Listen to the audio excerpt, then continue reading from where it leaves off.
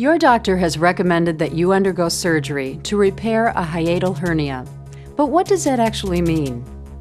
Your diaphragm is a muscle that separates your chest from your abdomen and helps you to breathe.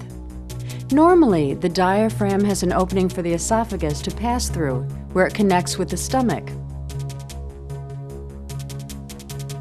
A hiatal hernia occurs when part of the stomach pushes upward through this small opening. Your hiatal hernia may be causing considerable discomfort with symptoms like heartburn, difficulty swallowing, chest pain, and belching.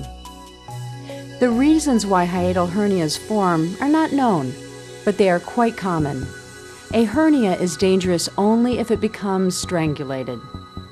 That means that a portion of the stomach that is pushed up into the chest may become pinched, preventing blood from reaching it. If this happens, you may require emergency surgery to restore blood flow and to repair the hernia.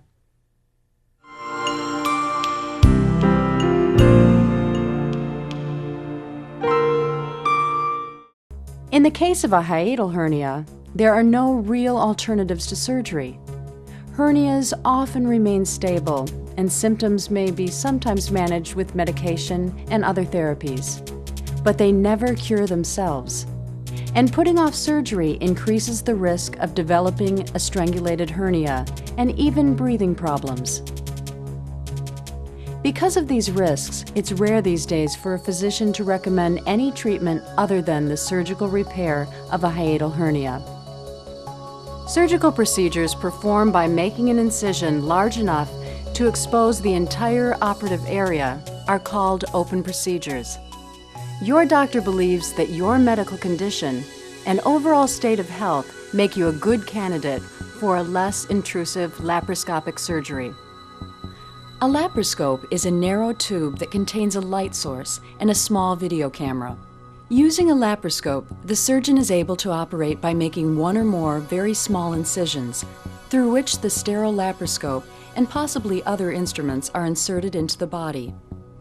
Using the laparoscope's video camera, the surgeon is able to explore and inspect the interior of the abdomen, often allowing the surgeon to see with greater detail and with more clarity than with the human eye alone. However, it is important to understand that during the procedure, your surgical team is always prepared to convert a laparoscopic procedure to an open procedure, should they feel that your condition requires a more direct approach. If the surgical team makes this decision, you will find upon waking up that your doctor has made a larger incision and that healing may proceed more slowly. Converting to an open procedure will affect the length of your recovery and will probably require hospitalization. Of course, no surgery is completely risk-free, but your physician believes that if you decide not to undergo the recommended procedure, you may be putting your health at risk.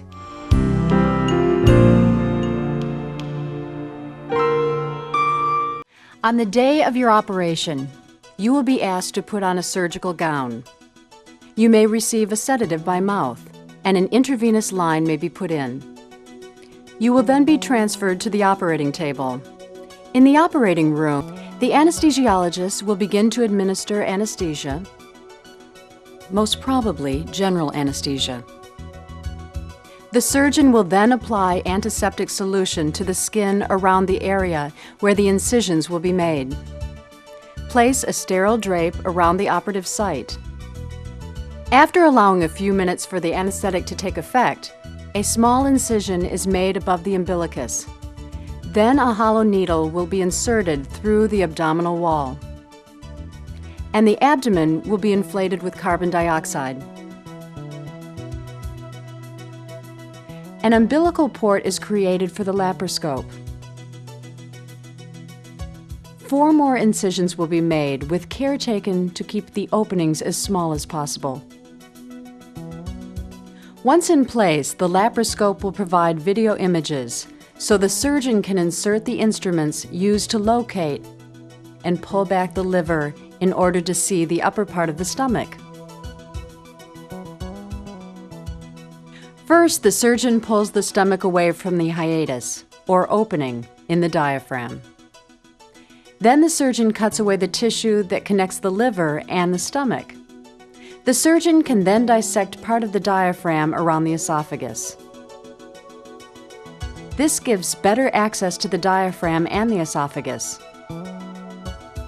Next, the surgeon pulls the esophagus upwards and closes the hiatus with sutures. Some hiatal hernias can cause persistent and painful acid reflux, and your doctor may decide to correct the problem surgically.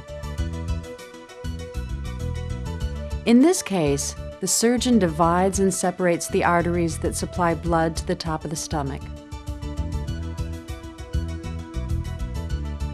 After freeing the stomach from the spleen, your doctor wraps the upper portion of the stomach around the esophagus and sutures it into place.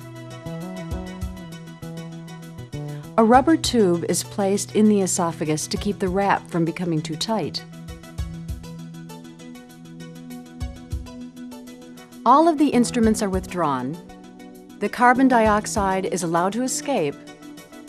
The muscle layers and other tissues are sewn together, and the skin is closed with sutures or staples. Finally, sterile dressings are applied.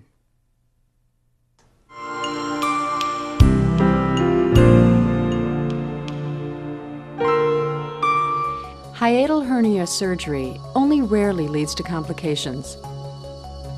The first is a persistent residual neuralgia, or pain around the scar. It can be either localized or general.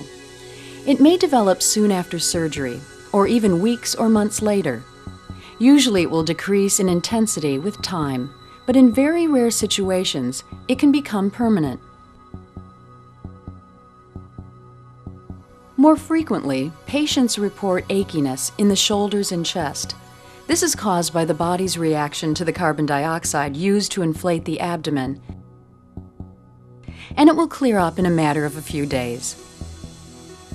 The most serious problem would likely be a puncture in the bowel or liver, but these are very rare occurrences. Finally, as mentioned earlier, the surgical team may decide to end the laparoscopic procedure and convert to an open surgery.